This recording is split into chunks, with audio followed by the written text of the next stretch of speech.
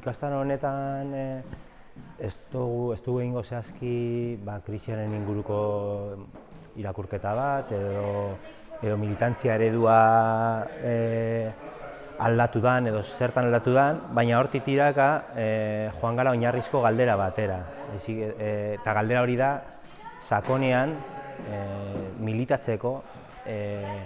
munduan jarrera bat eukiteko, atzean gizaki, pertsona bezala, individu bezala eta kolektibo bezala mugiarazten gaitun indar horren inguruko gogoeta bat egitea. Gu deitzen diogu afektua, hau aspaldi aro modernoan, 17. mendetik badaude teoria batzuk, nolabait puskatzen dutenak, gizakia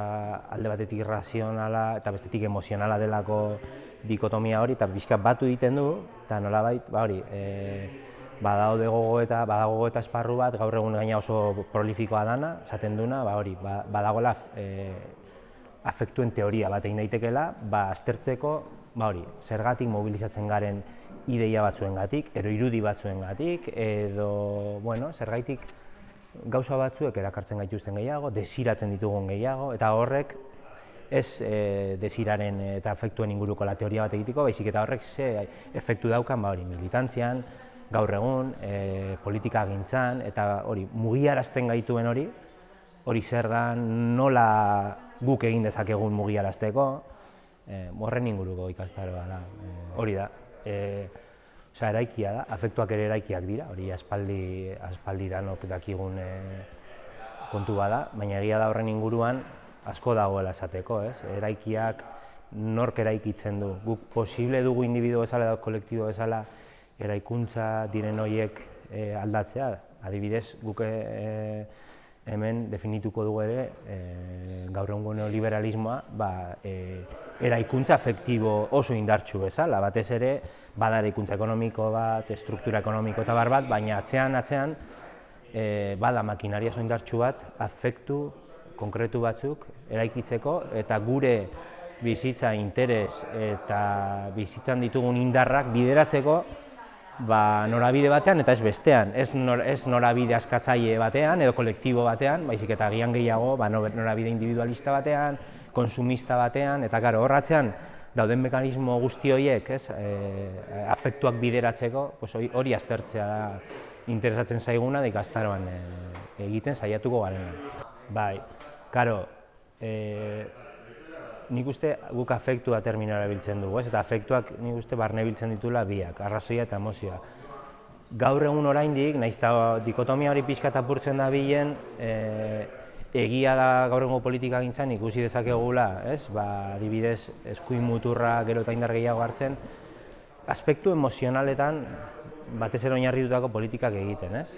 Baina hori azkenan ez da emozioa gehiago lantzen dutela arrazoia baino, baizik eta afektuak mobilizatzeko barneko emozio gizakianen eta kolektiboen emozio batzuk hartze dituztela eta saiatzen dira norabidetzen adibidez beldurra edo segurtasun eza, indartzeko estatukoa, edo indartzeko politika atzerakoiak eta azkenean ez da puskatu oraindik ere ezkerreko sektoretan eta dikotomia hori, baina guk ikastaroarekin nahi duguna eginda nolabait hori bi horiek batu eta afektuen teoria baten bitartez ulertzea hori dena guztian tramado badela edo ez garela gizakiak alde batetik pentsatzen dugunak razionalki eta bestetik emozionalki, baizik eta hori aldi berean ematen dela, Nik uste, zorionez, Iratzarren azkeneko jardunalditan eta oinguan handie da, azkeneko